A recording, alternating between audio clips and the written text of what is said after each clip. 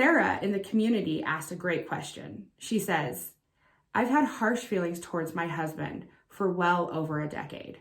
His job required that he travel a lot, which left me alone to be a mother by myself. He's now been working from home for about 4 years, and I still find myself resenting him. What is the best way to heal that kind of hurt? Sarah, this is a great question. I felt like it was great to address this, but as I do, I want you to make sure that you know that this is coming from a place of my own experience and a place of I've been a diligent observer of relationships in my life and the people around me, and of course my clients. So just know that this is coming with lots of love. Resentment is a huge red flag that there is something that you want, but you are making other people responsible for giving it to you. So when I first figured this out, or had that really not figured it out, but really let it sink in, that was a hard thing for me to understand, because it was, I understood that with a healthy dose of humility, which I needed at the time. So these are some questions that I would ask yourself to help you navigate through this. What do I need to deal with in order to address the thing that I want? What is my responsibility to myself? Now, resentment starts small enough, and then it builds up over time into a completely new beast. You know that, I know that, we've all felt that. So Sarah's experience is the perfect example. The resentment goes back far enough that the feelings just come up, they bubble up, and you can't stop them, and you don't want them there, but there they are.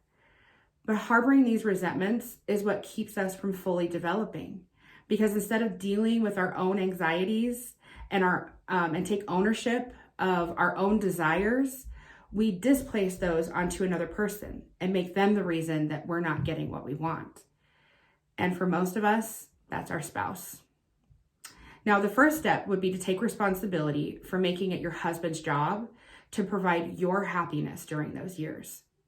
After you take ownership of the part that you played in your own unhappiness during that time, you will finally be able to address his role appropriately, because he's not, completely not guilty, that he probably has some ownership as well. But when you deal with your own anxieties appropriately, then you are able to have a newfound empathy for your loved one. So in Sarah's example, or Sarah's case, she might find that she could have a paradigm shift and understand that the reasons that her husband seemed to prioritize his job over her, the family, was really because he was trying to provide the best life that he knew how. And he maybe didn't know another way. So she might be able to see him in a new light and have love and appreciation for him instead of resentment. Now that takes time. And for me, it really was kind of one day I had this snap moment where I just kind of was like, whoa, I'm resenting that person for not doing for me what I should be doing for myself.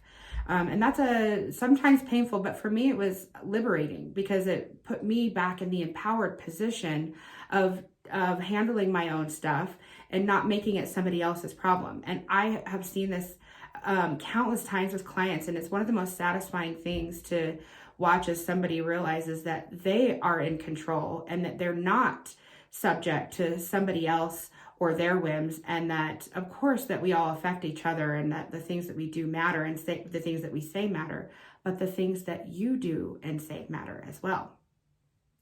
Now, those feelings may melt away once your anxieties and desires are dealt with, and the feelings of gratitude and love might finally be able to take their rightful place. Now, the next thing we need to do to overcome long-standing resentments is to take our own development seriously. What are your hobbies? What are your interests? What are ideas that you value? Have you let all of these things go in the name of your family, of his job or your career, or your children or your church? So take back control of what your desires are. Take your physical, emotional, spiritual, and mental health seriously. Make sure you are in relationship to yourself at least as much as you are to your spouse, children, career, community, or anything else. Each time you are required to make a choice to prioritize someone else above yourself, Do it with intention. Own it and love that choice. This will help curb resentment later on. But don't lose your relationship with yourself and the life that you want, or the resentment will continue to affect your life in an unwanted way. Sarah, I hope that you found this video helpful. We have all felt to some degree what you were feeling. You have got this. It really is about just retraining your brain to think a different way. And to everyone else in the community, it is so good to be there for others and support them. But when you sacrifice too much of yourself to others, the service you offer becomes a burden and stops being a blessing.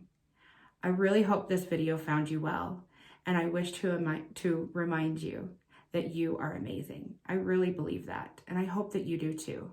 I really appreciate you being in my community, and I can't wait to see you on my next video.